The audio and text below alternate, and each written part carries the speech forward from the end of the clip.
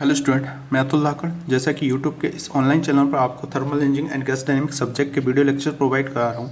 आज के इस वीडियो लेक्चर में हम बात करेंगे यूनिट थर्ड जो है, जिसका नाम गैस डायनेमिक्स है, उसके लास्ट टॉपिक के बारे में, जो कि है मास flow rate, critical properties and choking in a converging nozzle. तो इसमें हम तीन मोस्ट इंपॉर्टेंट टॉपिक्स पढ़ने जा रहे हैं, जो कि छोटे छोटे टॉपिक्स हैं लेकिन वेरी इंपॉर्टेंट टॉपिक हैं for your university exam point of view, as well as अगर आप न्यूमेरिकल सॉल्व करोगे तो इन्हीं पे बेस्ड कुछ न्यूमेरिकल भी आएंगे, और साथ ही साथ अगर आप इसरो एग्जाम की तैयारी कर रहे हो तो उसके पॉइंट ऑफ व्यू से भी it is a very important topic.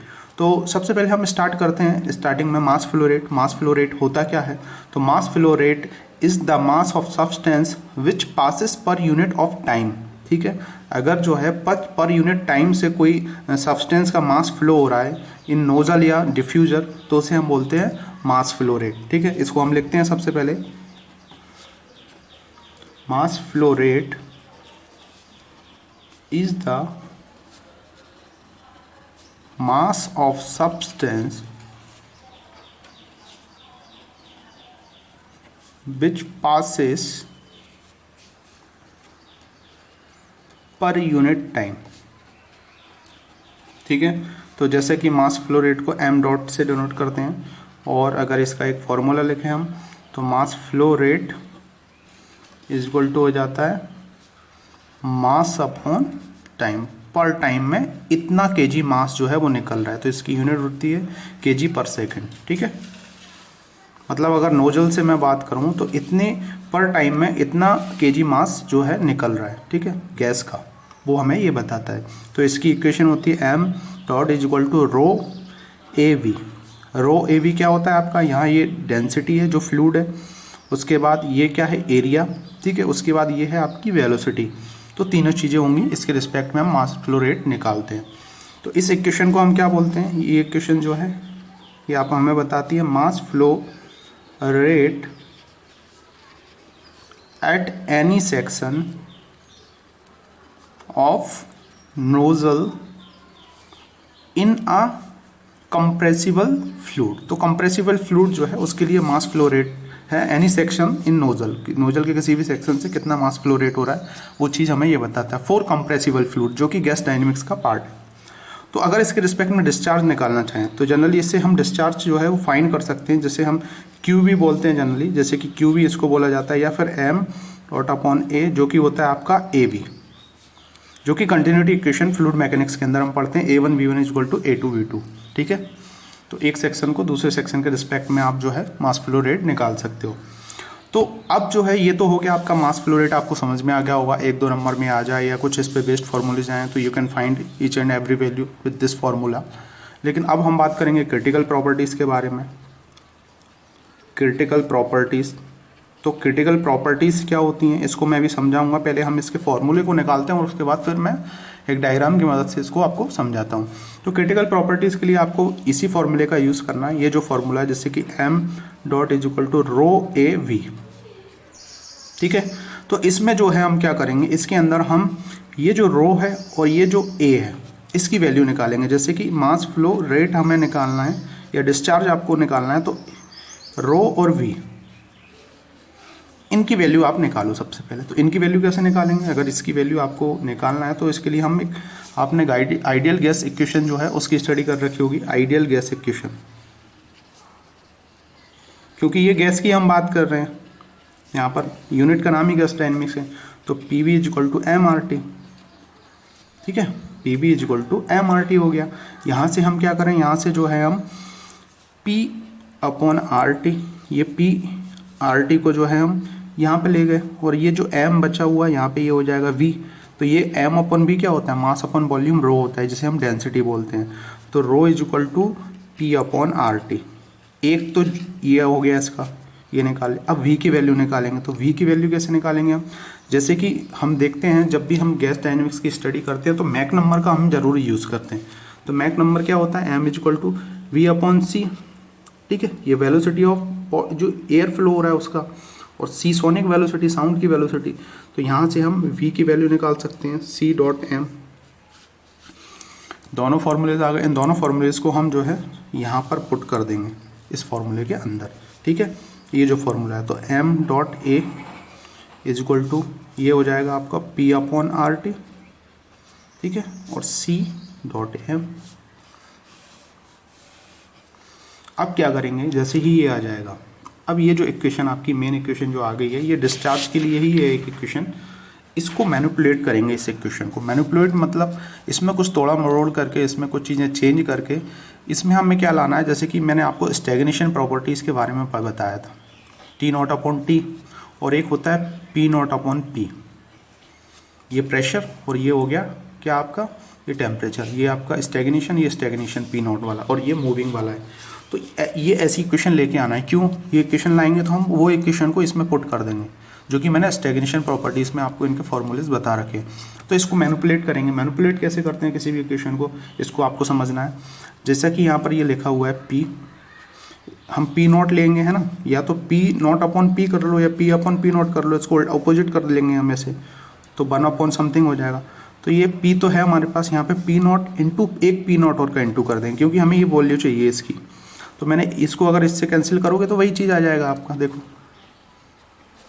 ठीक है। अब टी नॉट वाला मैनिपुलेशन करेंगे, तो वो कैसे करेंगे उसको और देखना है आपको। जैसे ही ये हो गया, तो अब सी देख रहे होगे, सी क्या होता है, सोनिक वेलोसिटी, इसका फॉर्मूला होता है r rho r T.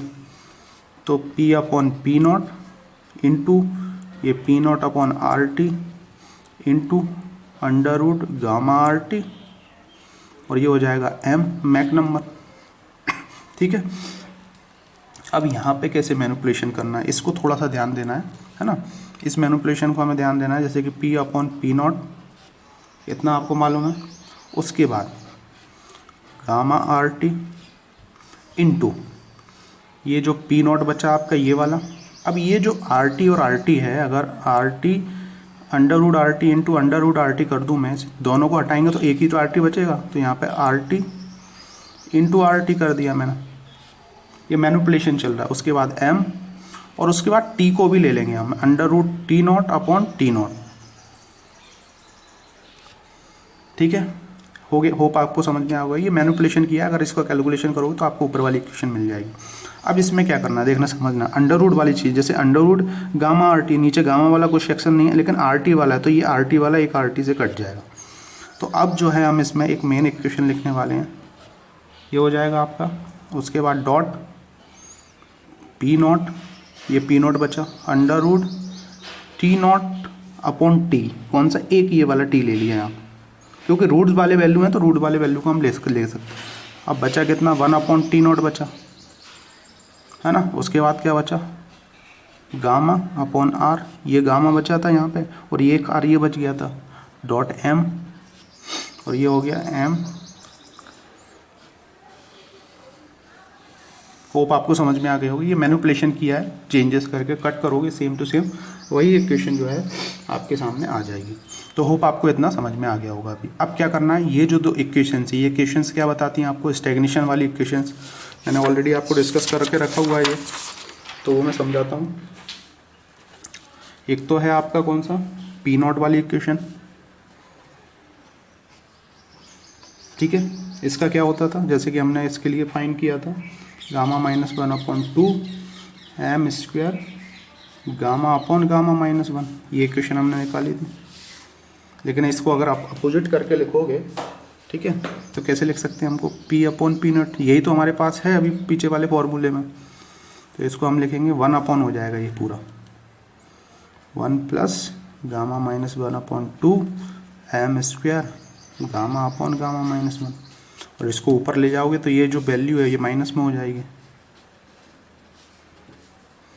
1 plus gamma minus 1 upon 2 M square minus gamma upon gamma minus 1, ठीक है। इसकी वैल्यू आ गई। टी नॉट की भी वैल्यू निकाल सकते हैं। दोनों फॉर्मूलेज मैंने बताए हुए हैं बेटा, डिस्कस किए हैं, इनको देखिए समझिए। 1 plus gamma minus 1 upon 2 M square. अब ये दोनों फॉर्मूले, इन दोनों फॉर्मूलेज को हम उसी इक्वेशन के अंदर, जो मेन इक्वेशन थी हमारी कौन सी थी,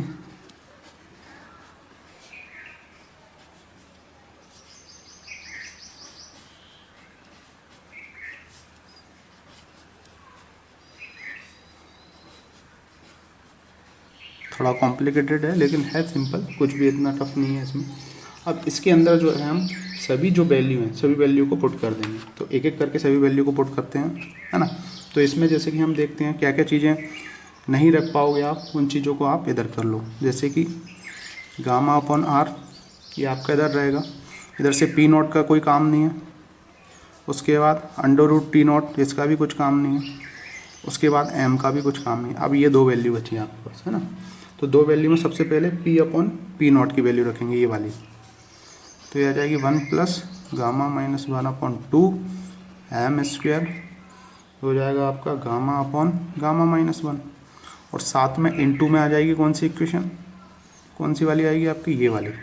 चूँकि अभी इसमें आपको याद रखना है इस पर रूट है ये, ठीक है। तो मैं इसको इसमें रखूँगा जैसे 1 plus gamma minus 1 upon 2 M square. ये रूट हटाऊँगा तो ये 1/2 आ जाएगा। चूँकि ये दोनों एक ही जैसी हैं, समझना आप, पूरी वैल्यू एक जैसी है। और जब गुणा में हैं ये चीज़ें तो, और इन पे जो जो ये लगा हुआ है, तो ये दोनों प्लस में चले जाते हैं ना। तो इनको दोनों को हम प्लस करके सॉल्व कर लेंगे। तो ये आ जाएगा आपका R P not upon under root T not, ठीक है। उसके बाद ये आ जाएगा आपका, इसको आप सॉल्व करोगे, है ना, इसको सॉल्व करोगे तो ये आ जाएगा आपका, ये m बचा है, ठीक है। और इसमें ये पूरा हमने सॉल्व किया तो ये पूरी इक्वेशन आ जाएगी। ये लाइन मैंने गलत से खींच दी है, ठीक है। इन दोनों का जैसे ही आप सॉल्यूशन करोगे, तो इन दोनों का सॉल्यूशन करोगे तो ये वैल्यू निकल के आएगी हमारे पास माइनस,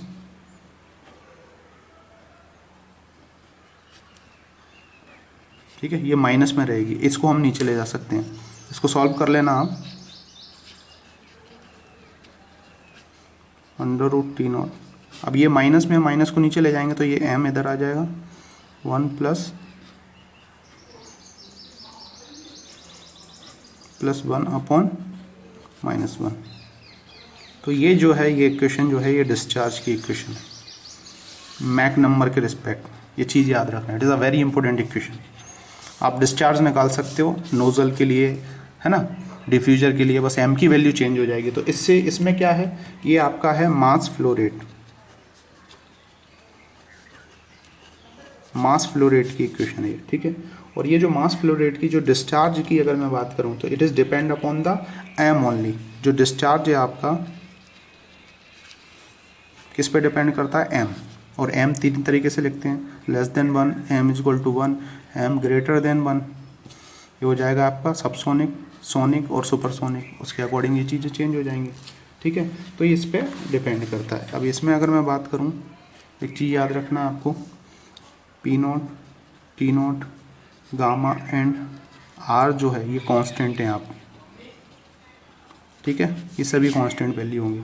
एम की वैल्यू जो है आप चेंज करोगे, और एम एक फंक्शन ऑफ एम ओनली, ये चीज़ याद रखना है, ठीक है। तो it is a very important equation. अब ये जो इक्वेशन है, इस इक्वेशन में अगर मैं देखूँ एम की वैल्यू, अगर एम की वैल्यू जो है एम इज इक्वल टू 1 रखो, एम इज इक्वल टू अगर आप 1 रखोगे तो ये आपको जो है डिस्चार्ज मैक्सिमम देगा। ये चीज़ याद रखना है। If we take M is equal to 1, तो there is a particular value of M when M upon A is an maximum. तो जो डिस्चार्ज हो जाएगा आपका इज अ मैक्सिमम, ठीक है। कैसे होगा इसको हम एक डायग्राम से समझते हैं थोड़ा सा, कि ये जो डिस्चार्ज है मैक्सिमम कैसे होगा। तो होप ये क्वेश्चन समझ में आ गई होगी आपको।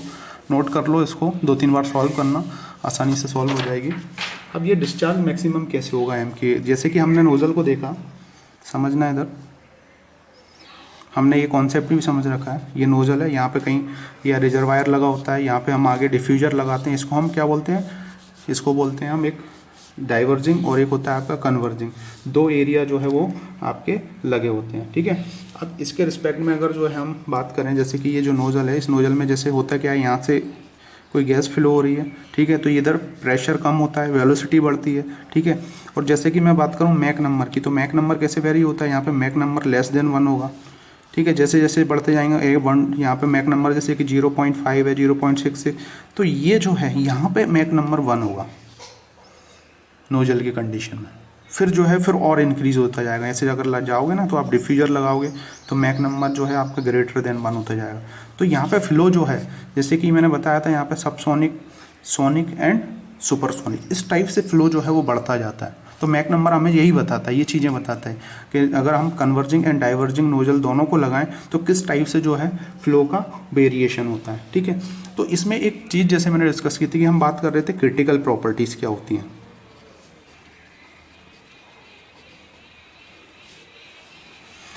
है ना।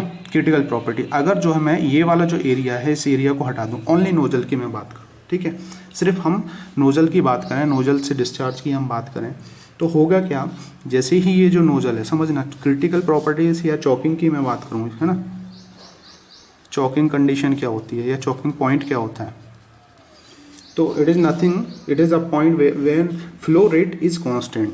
अगर फ्लो रेट जो है इज कांस्टेंट रहे एक पर्टिकुलर टाइम के बाद, वो कब होगा, जैसे कि हम यहाँ पे बात करें तो ये m बराबर 1 है। अगर यहाँ पे आपने कुछ नहीं लगाया, इसके बाद सिर्फ यहाँ पे आपने बैक प्रेशर वाला एरिया लगा दिया, तो होगा क्या, जैसे कि हम यहाँ पे ये एरिया इस टाइप से लगा दें, ठीक है, तो ये बॉल खोलें तो यहाँ पे जो फ्लो होगा, अब जो फ्लो है यहाँ पे ये सुपरसोनिक रीजन में नहीं जाएगा, यहाँ पे फ्लो आपका कांस्टेंट हो जाएगा, है ना। तो ये जो फ्लो कांस्टेंट हो रहा है इसी को हम जो है ये यहाँ पे जो भी प्रॉपर्टीज़ आएंगी गैस की उसे हम बोलते हैं क्रिटिकल प्रॉपर्टीज़। क्रिटिकल प्रॉपर्टीज़, इस चीज़ का याद रखना, ये जो इस पॉइंट के रिस्पेक्ट में, इस लाइन के रिस्पेक्ट में जो आएंगी इसे ही हम चॉकिंग कंडीशन भी बोलते हैं ना। It is also called as choking condition.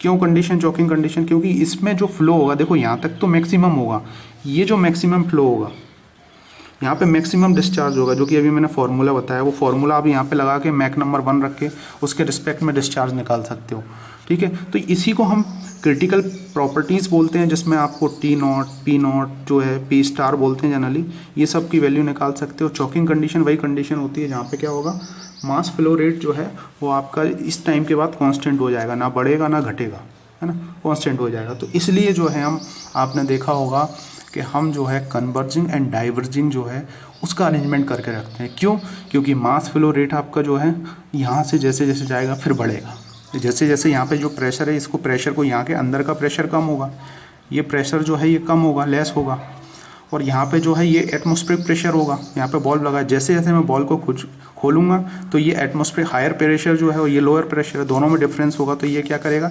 इसके फ्लो को बढ़ाएगा।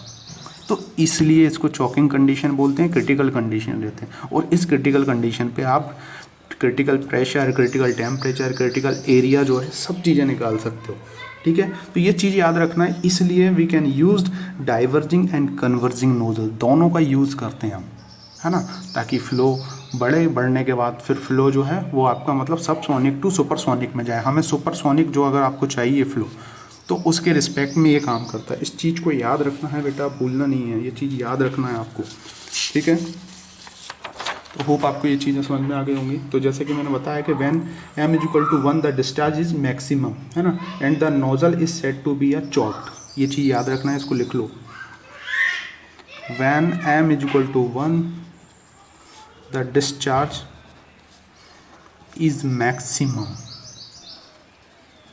And the nozzle is said to be choked, है ना, मतलब कांस्टेंट हो जाएगा, फ्लो जो है वो कांस्टेंट हो जाएगा।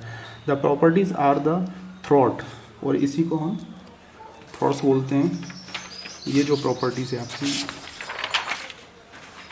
इसके रिस्पेक्ट में जो प्रॉपर्टीज हैं इसको हम थ्रॉट्स प्रॉपर्टीज बोलते हैं। यहाँ पर जो है इसको हम थ्रॉट एरिया बोलते हैं, ठीक है। तो यहाँ पर जो है हमको मैक्सिमम प्रॉपर्टीज मिलेंगी यहाँ पर, तो इसको हम थ्रॉट एरिया भी बोलते हैं, ठीक है। और term as the critical properties, जो थ्रॉट है आपका,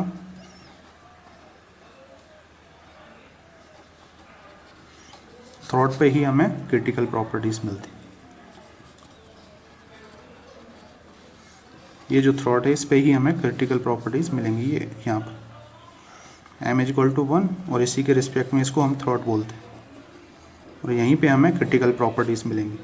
तो ये जो क्रिटिकल प्रॉपर्टीज़ हैं, अगर इनकी आपको वैल्यू फाइंड करना है यहाँ पर, तो इसके लिए भी हम क्या करेंगे, कुछ नहीं करना, आपको जो है m इज इक्वल टू 1 रखना है सभी इक्वेशंस में, जैसे कि T not upon T is equal to 1 plus gamma minus 1 upon 2 M square. इसमें हम m इज इक्वल टू 1 रखते हैं, है ना, और जो क्रिटिकल प्रॉपर्टीज़ हैं उसको स्टार से डिनोट करते हैं।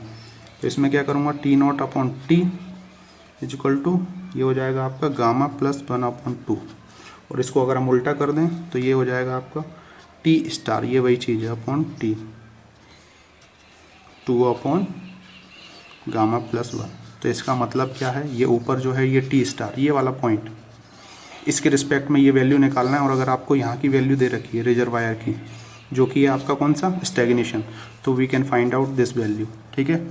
और उसके बाद हम क्रिटिकल प्रेशर की जो बात कर रहे थे उसकी भी हम सेम टू सेम ऐसे निकाल सकते हैं, P not upon P, formula already मैंने डिस्कस कर रखा है, M square gamma upon gamma minus 1। तो इसमें भी m की वैल्यू 1 रख देंगे हम, ठीक है। तो ये आ जाएगा आपका, फिर आप इसको उल्टा कर देना, तो 2 upon gamma mine plus 1 gamma upon gamma minus 1। इससे जो है आप क्रिटिकल प्रेशर निकाल सकते हो, ठीक है। और इसको ही हम चॉकिंग कंडीशन जो है बोलते हैं जनरली। तो जैसा कि ये जो मैंने आपको फॉर्मूला बताया, इसमें अगर आप जैसे गामा की वैल्यू जो है 1.4 रख दो, है ना, तो जो पी नॉट अपॉन पी जो है इनका रेशो हमें मिलता है 0.528, ठीक है। Critical pressure ratio for an air, इसे हम बोलते हैं critical pressure ratio for an air.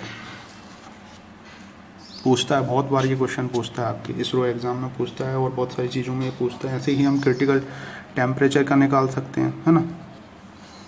इसकी वैल्यू आप यू कैन फाइंड आउट, रो की वैल्यू फाइंड कर सकते हो, ऑलरेडी मैंने ये बता रखा है आपको स्टार्टिंग में। इन सभी फॉर्मूलेज में रखोगे m की value 1, you can find out each and every equation. तो होप आपको ये चीज़ समझ में आ गई होंगी। Thank you for watching this video lecture. मिलते हैं नेक्स्ट वीडियो लेक्चर में, क्योंकि इस पे बेस्ड न्यूमेरिकल हूँ।